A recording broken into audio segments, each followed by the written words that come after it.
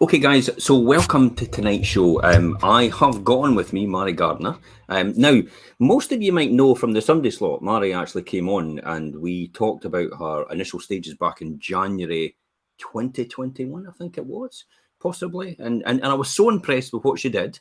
And then now that she's actually qualified, so just to give you an idea, now she's qualified, I mean, you can see it on this link anyway, the previous Sunday slot show, which was almost 18 months ago.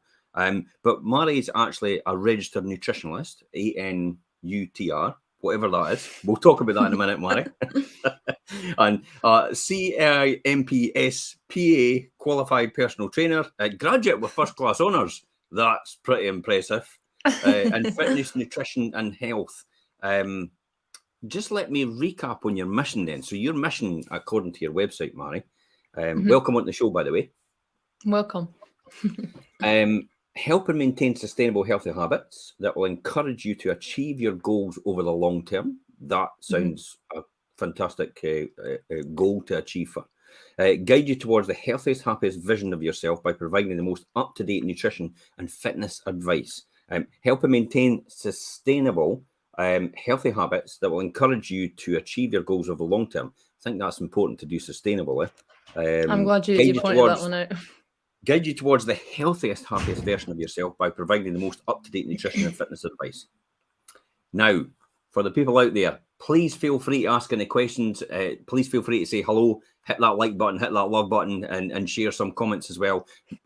Mairi is on the show. She is happy to take your questions and help you out. Definitely. After all, I mean, for me personally, I get it. I mean, I don't wear chest, heart, and stroke for nothing, because it's essential for me about fitness, nutrition, and your health as well. You only go around once. No, You're exactly. no coming back, and it's no a dress rehearsal. Exactly. So, Mairi, tell me all about, you've just started business. Wow. I mean, I tell you what age are you, Mairi? 21. 21, I was still nowhere near that. I was still terrified to do anything at 21-year-old. I think I was just starting, possibly, maybe I was at college sitting my accountancy in my first year, because I'd gone back as a mature student. But that's pretty impressive for somebody that comes out and just goes, I tell you what, I'm just going to run my own business. I'm going to be self-employed at that age, because most people wait till they're 40. Yeah, I just decided, I think it's the best way to reach people for what I want to do. And I want to work for myself. I want to have control over, the type of impact that I'm making. So I just thought, let's go for it. Yep. And I did. So, but it's all online as well, which makes it easier. It's not, I've not had to buy a facility and things like that, which is also good because I get to reach as many people as I can. So it's great. I was watching a show today, a 15-minute update from a guy that's extremely successful. He's involved with Intel, Facebook. He's involved with AppSumo as well. But he was actually saying exactly the same thing. The new businesses that are actually coming forward now are online businesses. That's where the new evolution is.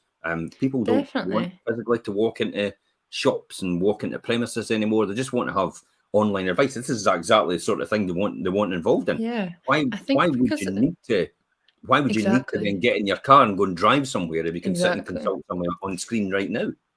I think because after COVID, people seem to think before COVID that Zoom calls weren't as good as real life, but now I think that's changed a little bit and people don't really mind anymore. And it's actually quite useful, especially for people that have minimum time or if they have to commute places. So I actually think it's a really good halfway point, and you don't really need to be in person with someone when you're a nutritionist. It's different for personal training, but you can still do different things with personal training, but you can't do real life sessions. But it's also really good for that as well, just being able to give people programs and things like that. Yeah, so take me through things like what is a registered nutritionist, ANutr, and what is a CIMSPA qualified personal trainer? What does that mean to me? So basically, the first one stands for Associate Nutritionist, and these are registered bodies. So it's called CIMSPA as well, so the CIM thing. And Yeah. basically, these are just registered bodies where you register with us because you graduate, and when you've Hmm. done a personal training course, just to kind of show that you have the necessary qualifications to legally provide that type of advice. So it's just really like legalities, really, and it's just Yeah. to show that you've got the qualifications. Yeah, because anybody could start up and say they're, well, you get Yeah. it all the time, don't you? It's like people say, Yes. I'm a lifetime coach. And it's like, so Yeah. what's your qualification? I'm So it's just a important, lifetime yeah. coach. Yeah.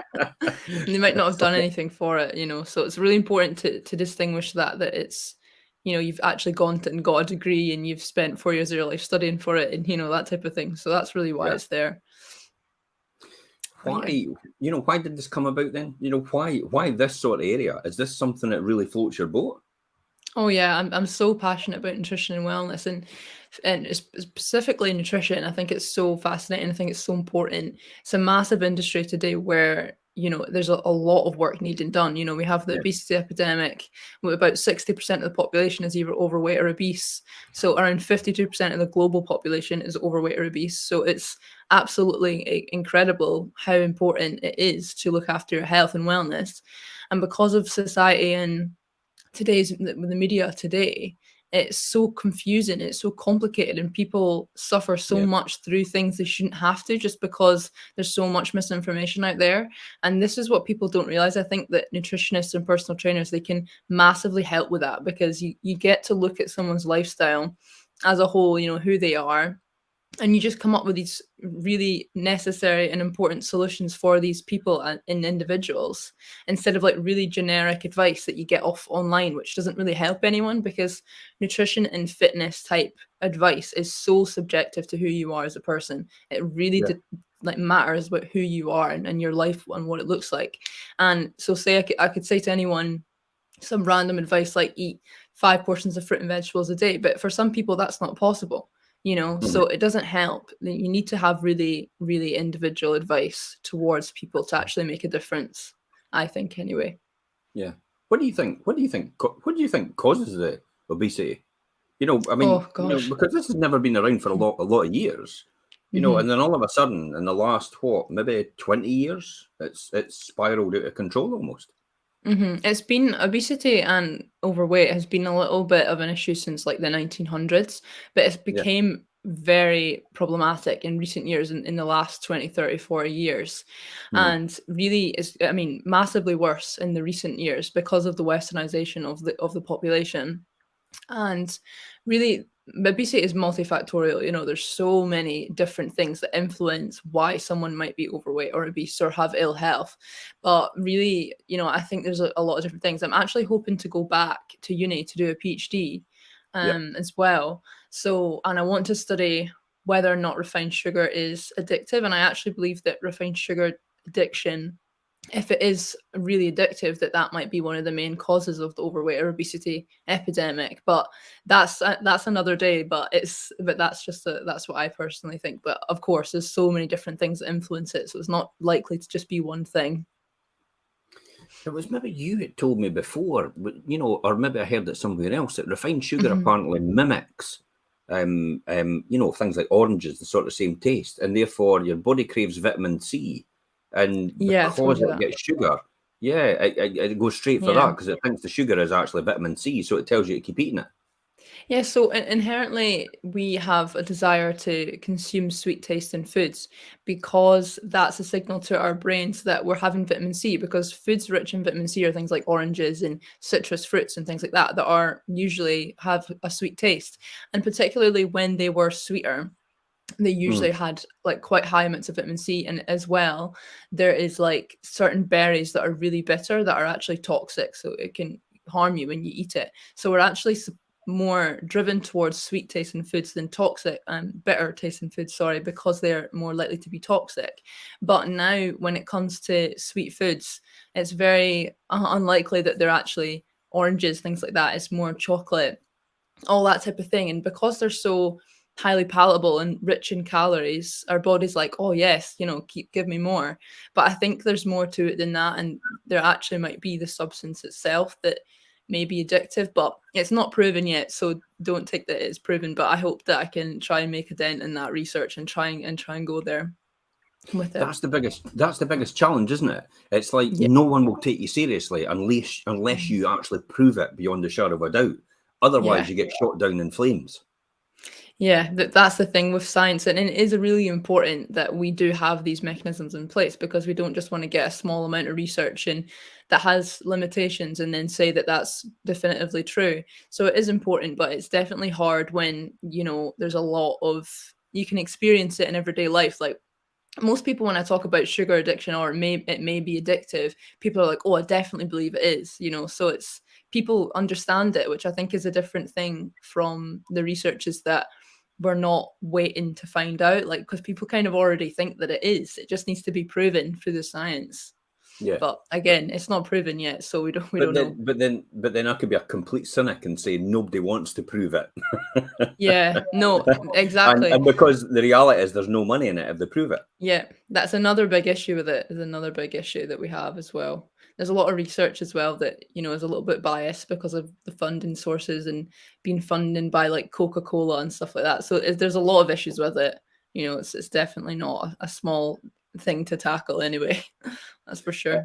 It is a bit of conflict that Coca-Cola would sponsor something like that, isn't it? Yeah, yeah. There's a lot of that in the scientific community. I had also heard, and you know, I'm not really sure if it's factual or not, but I'd also heard that, you know, refined sugar could cause long-term problems with cancer as well. Yeah, there's a lot of issues that refined sugar can cause, and it's not necessarily in moderation, it's more in excessive consumption. But even, you know, I would argue that sugar is quite hard to moderate depending on who you are. So yeah, I mean, it's something that you should probably try and limit as much as possible. Yeah. But at the same time, you know, you don't need to be too worked up about it if you have a little bit, not very often. The problem is if you start a chocolate bar, you just exactly. That's what I'm saying. Exactly. You can't say no to it. And that is the challenge, isn't it? It's like because your brain's wired into that, and then you're thinking about it, and you're thinking, I want more, I want more, I want more, exactly. Because it gives you that. It obviously gives you a high in some sort of way. Oh, it does, yeah. We do know that, but it's whether or not that high can be linked to, you know, repeating the substance use and whether or not it is actually addictive. But there's a long way to go with that research. But I just hope to be a part of it. Really, that's the main thing. Good. So I'm pretty prolific in this sort of area when I start, you know, taking all the health stuff. I mean, I drink a pint of cold pressed juice every morning, and it's everything I can get a hold of, basically all pressed and cold pressed, and then I get the right nutrient out of it and add all the powders in. Is that something it's kind of recommended to do for people that are on the go, or should you watch your intake with that? It depends on what you're putting in a smoothie. So the only really argument with that is it's really good to get lots of nutrients in the one thing.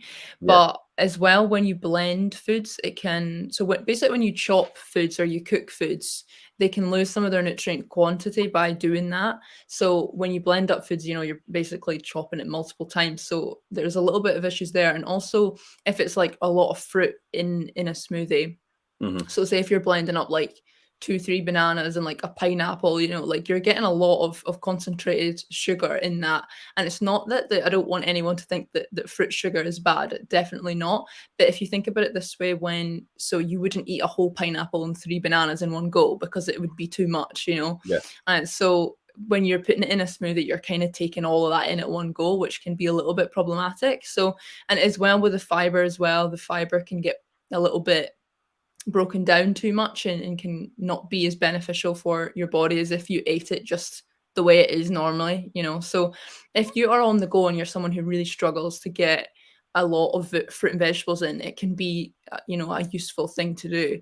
But most of the time I would say that it's better just to eat them as they come. But again, it doesn't work for everyone. So it's better to have it than not have it at all. So if you can get it in juice and no other way, then 100% do that. I think that was the biggest challenge. It's we're all lead busy, hectic lives now, and it becomes so difficult to actually, because at one point they were saying, I think they started off with 3 a day, and then they're on 5 a day, and then they were talking about, well, actually you should be getting 8 a day. And it's Yeah, like, how on earth am I going to get 8 a day? How I is that know. possible? I mean, it's just the society that we live in, and really, the more vegetables and fruit, the better. I would also say to prioritize vegetable consumption over fruit as well. We should have a little bit more vegetables than we do fruit, Yeah, especially dark leafy greens, like really dark green vegetables and things like broccoli and cauliflower and things like that, because they've actually been linked to anti-cancer, and they actually work against preventing cancer. There's such rich sources of nutrients that is so important to eat enough vegetables, and really as much as you can possibly manage. It's crazy to think that, but 5 a day, 5+ a day is a good measure. But if you can get more than that, that's amazing as well. perfect, perfect. So when you talk about things like you're sustaining healthy habits Mhm. and encouraging others to achieve the goals over the long term, I mean, Mhm. how would that transpire to someone like me then? Well, I think that the main thing as well, like as a nutritionist, as a personal Yeah, trainer, that really important to me that people see sustainable long-term changes. So I don't just want to provide someone with quick fix advice, because I don't believe in that. I don't think that's a good idea to give someone like a diet to follow and then they don't really gain any knowledge from that. I want to provide people with knowledge so that they can continue on and not need to have a nutritionist again. Like I don't yeah, really want to give people quick fixes just for money. I don't believe in that. But really, it would be like looking very a lot into your diet, your lifestyle, depending on what you wanted to yeah. achieve. It's very goal oriented. So, say I don't know, you wanted to lose weight or something, I would look at your diet. So I'd get you to do like a 7-day food diary, or depending on who you are, it could be less than that, could be more than that. And then I would give you a full macronutrient breakdown, a full micronutrient breakdown of everything you're consuming. I'd be able to have a look at the different nutrients you might be getting enough of, what ones you might not be getting enough of, and that could influence different things to do with weight loss. Also, things like if you wanted to exercise, it's really dependent on your goals and who you are. Like I See was when you saying talk before. about see when you talk about full macronutrient and all the Yeah. rest of it. I mean, that goes Mm. completely over my head. So Okay. as a layman, how Mhm. how will that be interpreted to me then? But will that be interpreted to me, and will you go over that with me then, if that's the Yeah. case? So basically, I would get the full report and then we'd have a full meeting about what it meant, how that influenced you, all of that, any questions, things like that. Macronutrients are basically just fat, protein, and carbohydrate, and Yeah, micronutrients are just vitamins and minerals. So really, it's so important to make sure we're getting enough vitamins and minerals. Most people are getting enough fat, carbohydrate, and protein, but just sometimes they're in slightly different levels that maybe could be adjusted a little bit to help them with their goals. But everything is very easily understood, easy to kind of I make it that way so that people don't feel overwhelmed. does this then go back to the thought process that if your body doesn't get enough of a certain thing, it continues to encourage you to Mm. actually something else. You know, So yeah, I there's research think the to classic say. example, an example I can give you of that, Mari, is, well, let's talk about the worst. It's McDonald's, isn't it? It's like you feel that you should go to McDonald's for a meal, but the Yeah, reality is, I often think to myself, by the time you're finished with McDonald's, you're probably hungry for something else because yeah, your yeah, body's still craving what it was needing to get in the first place, and it couldn't get out yeah. of McDonald's. Yeah, so there's research to suggest that the hunger that we feel is actually our body's communicating with us that we need certain nutrients. And this does sometimes, people think like, oh, cravings, like when you crave something, that's what your body needs. That's not necessarily the case. But when we feel hungry, we're wanting nutrients. We don't want just food. So, Yeah. our bodies have that way of communicating with us. So often when you have a meal that's very nutrient poor, you can still feel quite hungry after it because you're still needing those nutrients that you didn't get. So Mhm. it's that can actually, cause issues with weight gain as well, especially highly processed foods. They have that impact that they don't make you feel full. They're not rich in fiber. Fiber is a nutrient that makes you feel fuller for longer. There's lots of different things in there. So yeah, that's definitely a thing. So the rule of thumb then is if you really want to feel full a lot longer, then is to go Mhm. for fiber-rich foods. Fiber-rich foods, yes. So, things like brown wholemeal pasta, wholemeal bread, everything wholemeal versions. So the main thing that we consume in today's society are like refined carbohydrates, like white bread, white pasta, white rice, that type of thing. And basically these foods are just the same as the whole grain, but they've had the nutrients removed, they've had the grain removed from the wheat. And that's where all the fiber and B vitamins and nutrients are. And that's what makes you feel full. That's what keeps your digestive system working really well, that provides B vitamins for certain chemical reactions. And when we're stripping that away, we're not getting those nutrients when we could be eating the same foods, just the whole grain versions. So it's really good, and it's really important that we prioritize whole grain versions of food, especially when they don't even taste bad. They taste great. They're not a hard swap to make, I wouldn't say, but that's my opinion. So what about the cynics out there? It will say, but the whole grain ones aren't as tasty as the ones with the nutrients taken out, because that's effectively what we're saying, isn't it? Because you get that argument all the time. People say, but white bread's far better, white rolls are far better, this is far better, and it's all the things that aren't really good for you. Do you think that is that deliberate? Is that deliberately manufactured by the industry in order to make the maximum amount of profit out of it? Oh, 100%. Yeah, 100%. I mean, they started with white flour for the shelf life, because they realized that if they took the fiber and the nutrients out, that the flour would last longer. So that's actually how it started. Wow. But now the white bread, all this, people think it tastes better because there's more calories in it, there's less nutrients. So. And the same things with like fat and sugar. So most processed foods have a lot of fat and sugar in them. And these foods are really highly palatable. So we love the taste of fat and sugar. Human beings love that because it sends senses to our bodies that we're getting a really high calorie meal, and that's going to sustain us for longer. But that's not necessarily the case because of the type of fat and sugar that we are consuming. But say, if this was thousands of years ago, say if you had came across this massive piece of meat, we'd be like, oh, this is amazing, we don't have to go and find some more food.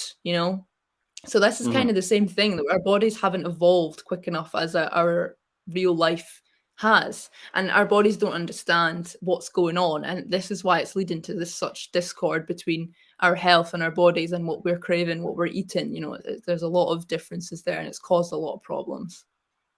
So has the government actually done anything about this then, or they take the laissez-faire attitude? It's like, well, the market will decide.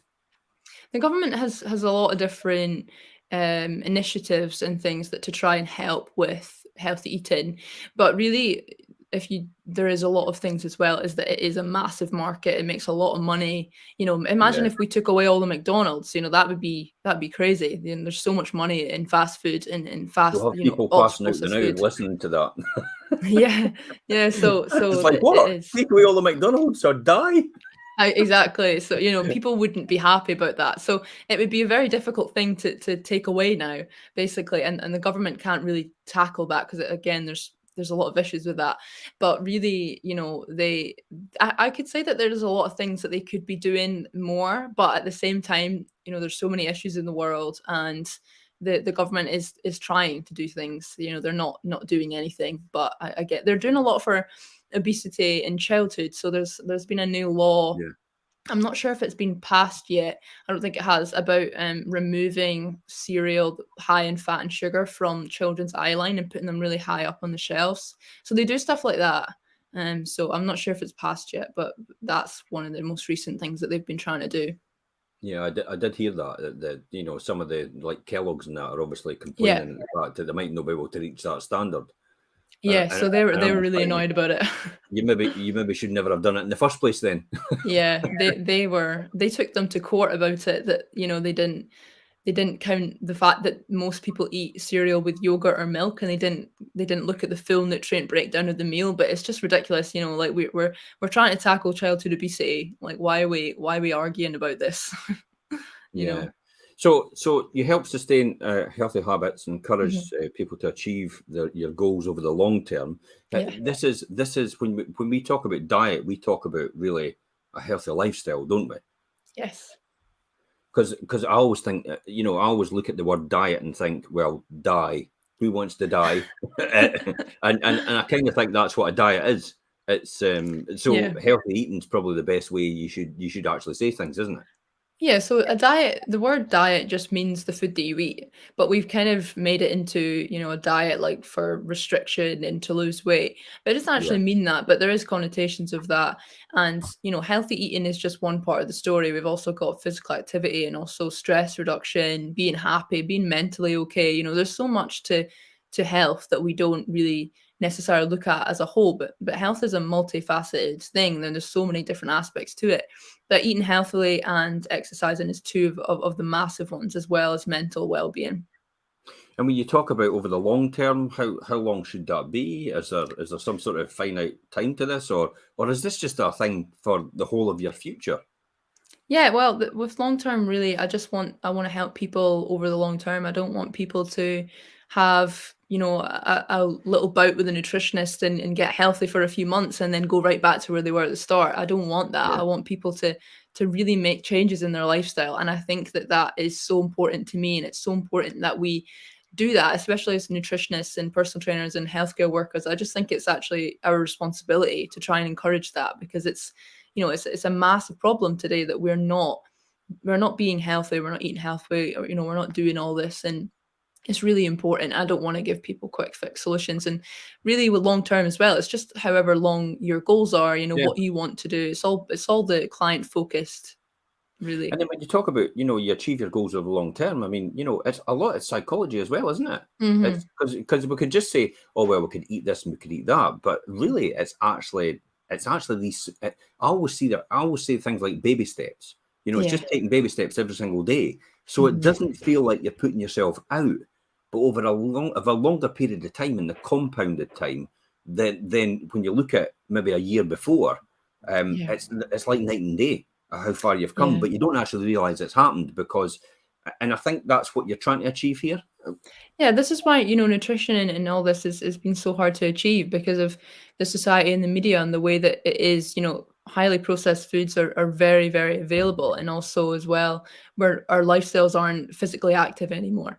So Mm, it's really difficult to make those changes. And when you have the knowledge and you have the motivation, you can make these changes, but it's about educating people as well. As once you get started on a healthy eating journey, you start to feel so much better, you look better, everything sort of kind of comes together. And I think that's when people realize, this is great, I want to keep going with it. But this is kind of the thing that we have to look at, is trying to encourage it long term by doing yeah. small sustainable changes instead of big massive changes, because it doesn't work. That's what a lot of people think. They actually, this is this boom and bust thing where they think, oh, I'm going on my summer holidays. I better just Mm, crash diet for the next 2 months. yeah. And you get the usual memes on, social media with the beach whale or something like that. And, folk are going, I need to get my bikini sorted out and Mhm. my bikini body. But that seems to be psychology. Yeah. And dare I say that a lot of people encourage that because it becomes sort of herd mentality. People laugh at it. Yeah, it's a mindset But shift, yeah, and you know? so over a period of time, it's probably the way to go forward. And Mhm. and you're absolutely right. It then comes into things like the psychology process and how it does make you feel. Yeah. I mean, there's the whole thing about, losing weight for your holidays and stuff like that. There's a lot of pressure on people to do that, at that period of time, and to Yeah, look good for summer and things like that. And I think that's a big part of the problem, is that we've got a lot of unhealthy expectations on people, on losing weight, being too skinny, or just unrealistic expectations and body expectations, which doesn't help with all the issues. And crash dieting or dieting for a holiday and things like that, I think that there's always a good reason to get healthy, but really when we're just losing a lot of weight really quickly, or trying to change things really quickly, it's not sustainable, and it's often you're just going to go right back to the start, which is not really helpful for anyone. You want to make these changes long term, so that every year you feel ready to go on a holiday. But it's a really big problem that we think that a specific body type is beach ready. It's really bad, and we should really try and change that as a nation. That yeah, everyone has a bikini body, everyone looks good. We don't need to have that standard. yeah. Laura Jane actually asked the question. Thanks for asking this, Laura. Hmm. So, do you work with people with a history of eating disorders or disordered eating? So if it was a diagnosed eating disorder, or if it was disordered eating to quite a high standard, it would really be more of a dietitian's role, because that is, it's a very complex thing to work with, and it's more of a clinical thing. But really, I think there's a large percentage of the population that have disordered eating, and it's really sad that that is the case. But I would say to that question that a dietitian is more the person that you want to see if that's the case. Perfect. So you've become the healthiest, happiest person you've ever been, because you've now had a healthy eating plan, and you're Yeah. now a lot better now. So do you just fall back into your old habits again? Yeah, exactly. That's the thing. And that's the point, is that I want to try, and I think that people that are personal trainers or nutritionists and things like that, they don't really take this approach. It's not really the most done approach, because I think that a lot of health professionals profit off of the whole, right, it's summer, let's lose weight. But I don't want to profit off that. I want to help people, over the long term. And I think if someone actually came to me and said, I want to lose weight for this particular thing, and I don't care about after that, I would say, like, I'm not comfortable with that. I want to help Yeah, you, for a long term. I want to help you get healthier. I don't want you to, lose weight really dramatically. I wouldn't support someone through that. yeah. So That's that's that's really, exactly what I would say. I'd say I'm yeah. not the person for you then. You're Yeah, I probably wouldn't better to go support somewhere else. someone through. No, I Yeah, think, but really helping, that's a really important thing, because that's again teaching society that it's not okay to do that. And I think it's a really important message as well to try and come do you across. think it's a lot to do with the people you associate with as well? And the What do fact you that, mean? the power of association, you've got all these Mhm. different people around about you, and you kind of think to yourself, you get like the people you associate with. Let's be honest, that's what it is. So, if Mm. everybody's obese, then Yeah. the likelihood is you're probably going to end up being obese. I Yeah, kind of think it's that's my mentality and my thinking. There's definitely research around that you are, like, who you hang out with, who your friends are, you end up replicating that. But I think because obesity is an overweight and all that stuff, it is so common. I think that might be, one of the things that cause it. But I'd actually suggest that it was more like the norms of society that have created this, and the vast availability of highly, really tasty, really ultra processed foods that has created that. And also the mentality of, like, oh, let's go out for a meal and eat loads, and let's go get a takeaway, that type of thing as well. Like, that people support each other through that as well. You're more likely to go out for food with other people, not just yourself. So, not that going out for food is bad, just, certain types of foods can not be as healthy as other Yeah. places. So when someone first gets started with you, how would they Mhm. go about doing that? Okay, so my website is, I'm sure you've got my website link in Yeah. here somewhere. Link in the post. Um, yeah, so you just go on my website. There's absolutely all information you could possibly want to know is on that website. But even if you don't want to read it, or if you'd rather talk to me, you can book a free 15-minute consultation. And basically, I just get to know you a little bit more, to have you little questions about, any health complications, just to make sure that it's all perfectly fine, and we're not Yeah. working on anything that I shouldn't be, or that I'm not going to work for them either. So that's really important. Also get, it's like a park and things like that. Also any questions that they have. And then if they're, wanting to go on with it, they just book an initial consultation. And then I would basically ask you a lot of questions about Yeah. your lifestyle, about, who you are as a person, what you do, get to know you a bit more, but also, specifically about your diet, your lifestyle, depending on the plan that you do. So I have a nutrition plan where we just look at your nutrition, a nutrition and fitness plan where you look at both nutrition and fitness, and then just the Yeah. fitness plan. So it depends on, what you wanted to do. But, Mhm. and then, there's a few other sessions after that where I would work on a strategy for you based on your goals. And then I would talk that through with you, and that type of thing. But I'm really just here to, work with your lifestyle, work with who you are as a person, and provide the most up to date, the most, important solutions that are going to work for you. And then really after that, I'm just here for support. So I do review sessions where we can take measurements, so see if you're meeting your goals. Then also do things like, maybe you want to change your plan, maybe you want to do a different review of your diet, or maybe you just want to have a few questions and just, try and figure out, this bit isn't working for me, this bit is, that type of thing. I'm really just here as a support mechanism, as, to provide knowledge, to provide strategies, and to help you get to your goals, really. It kind of reminds me like the consultations that you get with physios. You know, the same Yeah, sort of yeah. process, the same sort of thing. You get that initial consultation. They go, okay, we need to take it a wee bit further. This is what we need to do next. And if you book a session with me, we could do this, we could do that. And then you work them over a period of time until you feel settled and comfortable. And then you Yeah. think, okay, I could manage to sustain my style a wee bit longer. And you've now got this in your mindset, and you've now got these habits developed throughout what Yeah. you're doing. So you're able to Yeah. last a lot longer. That's And it. Yeah. you maybe go back maybe just once or twice a year Yeah, that's it. just to have an onboarding to find out where you are and how far you're getting, and just Yeah. kind of touch base every time. Is that sort of what we're talking about? Yeah, so I do SMART goals, which everyone on the planet has heard of. So short, medium, and long-term goals. And long-term goals, it can be anywhere between a year and 7 years, you know. So it's really just as well, like I want to, provide that advice. And then maybe in 3 years' time, they might want to come back and work on a different goal.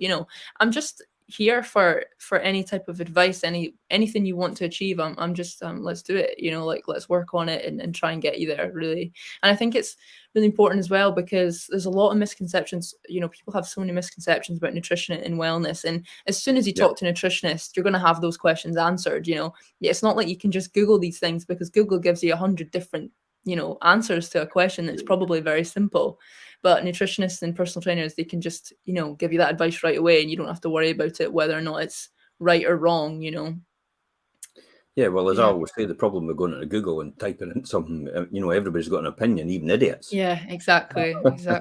And so we're talking about the nutrition, and then we briefly talked about things like personal trainer. So does this go alongside with what you do? Yeah, so my personal training is all online. I actually might be doing a few in-person sessions, but it's associated with a specific gym, so it's not really necessary to talk about just now. But I'm really mainly an online personal trainer where, so say if you wanted to, I don't know, go to the gym and get a little bit fitter, lose a bit of weight, I would just create a program for you so that you could completely personalized to who you are, what you want to achieve, your specific goals, and then you would just follow that program. So say it was an 8-12 week program, it could even be a 4 week program, but you would go to the gym or you would work out at home. So I do at home or at gym workout type things, and you would just follow that and you would try and stick to it as best as you can, and that should hopefully get you to where you want to be. But again, you can do review sessions, you can change things up if you don't like it, if it's not working for you. It's more that type of thing. I take it'll be adapted to the type of person you've got. Oh, 100%. It's completely subjective as well. It's completely dependent on who that person is, their abilities, their history of exercise, and their goals. It's what they want to do. Perfect. Is it absolutely necessary to be a vegan or a vegetarian? No. Oh, no, definitely not. Definitely not. And I don't know if anyone on here has followed me on Instagram, but I've been vegan for a couple of years, and actually within the past week, I've decided to go back to vegetarian. And I think this is something that I wanted to share. I saw you eating your Greek salad. Yeah. I'll tell you why. I know that you're vegan as well, Jim. But I really enjoyed being vegan. It taught me a lot of different messages. But I'm going to Italy in a couple of weeks, and I was thinking about that, and I was like, I'm constantly preaching about healthy eating in a way that's balanced and not really restrictive. And I was thinking about that. Like, one of my all-time favorite meals in the world is Greek salad, and so Greek salad is just loads of vegetables but feta cheese on it, and I love feta cheese so much. And I was thinking about that. Am I never gonna have a Greek salad again? Is this the decision that I'm making? And I just thought, like, when I have like a Greek salad, like I have so much vegetables in that, and if a client came to me and said, I've got all these vegetables, but I can't eat it without cheese, I'd be like, eat the cheese, it's ridiculous. So, that's really my thought process with it, is I don't want to restrict my experience of life and that, but I don't want to eat meat again. Meat is something I'm gone off. I don't really want to eat that anymore. It comes down to denial, doesn't it? That's almost why what's happening, and that's not a healthy lifestyle for someone to actually deny themselves. No, and it's a big label to be vegan. It's a big thing, and there's so much that you can't eat. There's so much that you miss out on by being vegan, really. And it's massively important to be more plant-based. And I've never believed that vegan diets were the most optimal. It's just in today's society where the meat and dairy industry is not as good as it used to be. It never, the health of animals and dairy and things like that aren't as good as they used to be. And I actually believe that The healthiest diet is one that's plant-based majority of the time, but rarely having cheese, or not as much as you do with vegetables and beans and lentils and things like that. Because before I went vegan, I hardly ate beans and lentils and stuff, and now I eat them all the time. I eat them every day, and it's so critically important to eat beans and nuts and pulses and all the vegetables. It's so incredibly important, and it's more important to eat those things than meat. But I think that dairy, that can be something that can be quite nicely implemented as well. And you've also got a really important complete protein source in vitamin B12, things like that you don't get from a vegan diet. Well, not completely, but It's interesting yeah. though, the media and the way everything's portrayed. It's almost like the beans and the pulses and that are portrayed as horrible.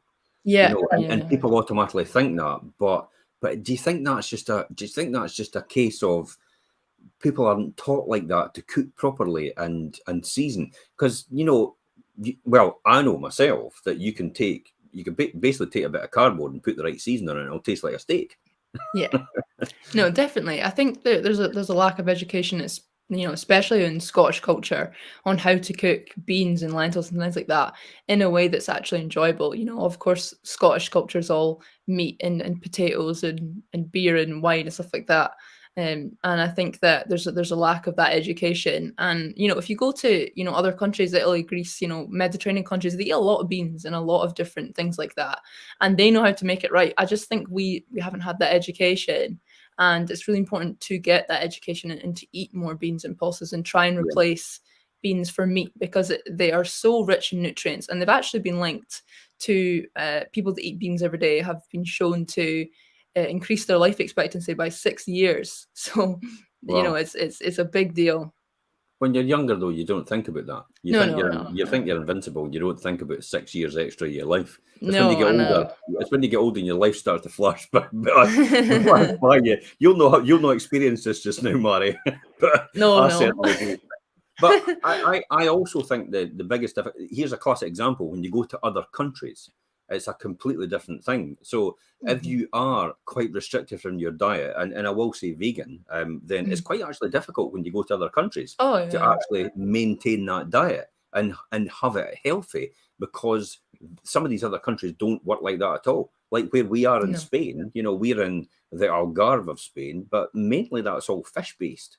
Oh yeah. And it's very rare you'll get anything that's actually plant based at all.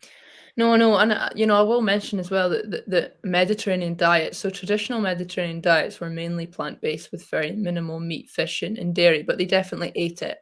And really, there's been a lot of research on Mediterranean diets and the benefits of that for your health.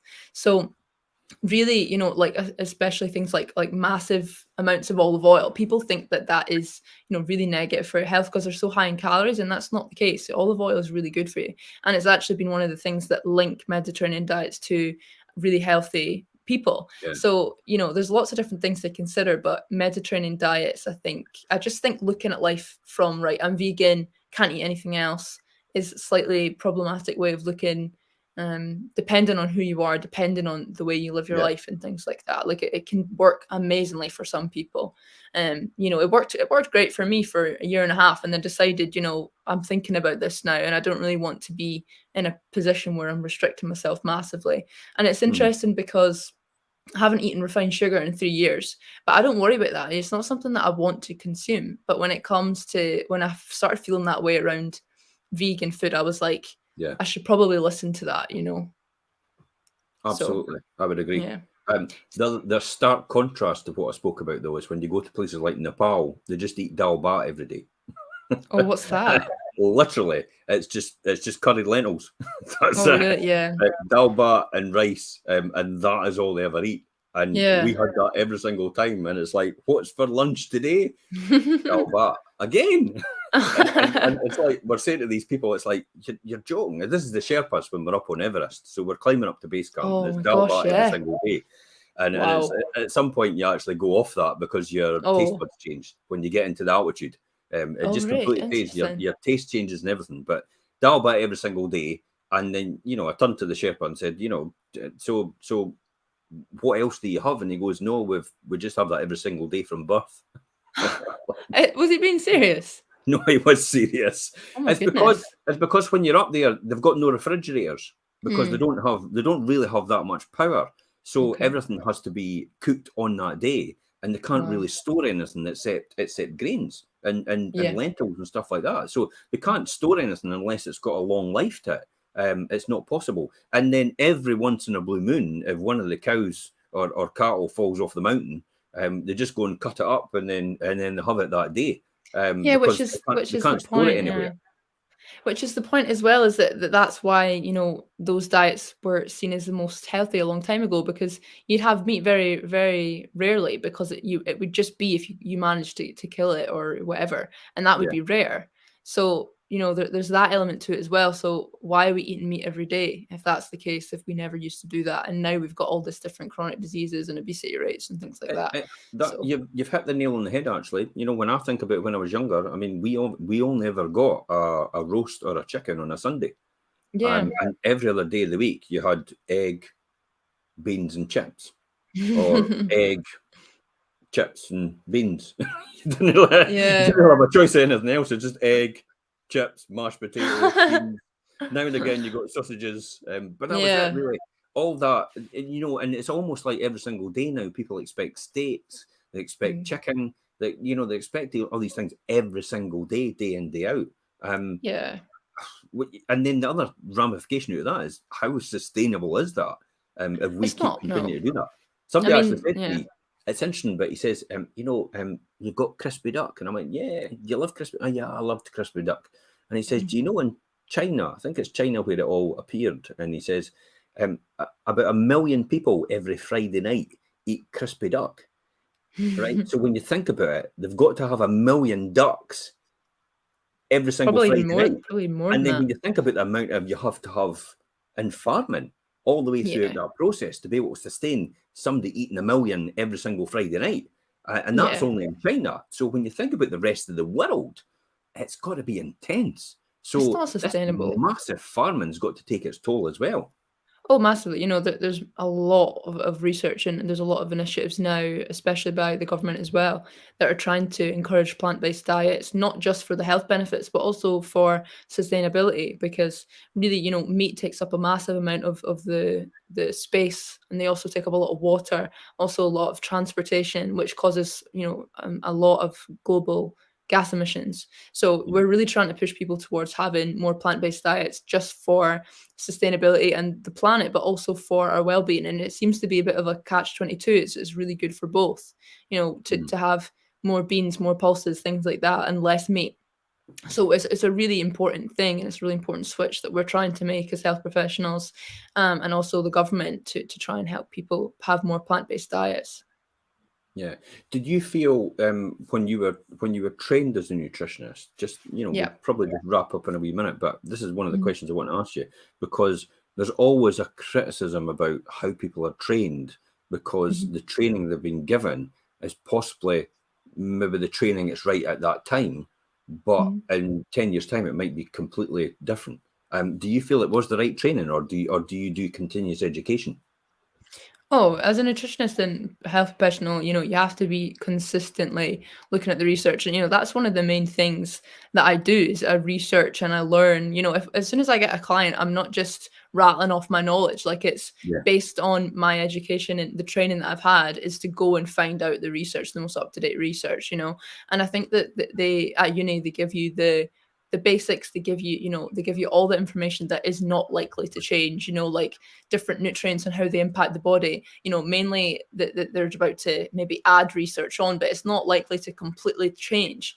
But there's lots and lots that we don't know about nutrition, a lot, because it's so hard to ethically test on humans, particularly with diet, because it's so hard to tell what people eat unless you're staring at them every day weighing their food. So it's a big problem in nutrition, that we can't get accurate representations of people's diets.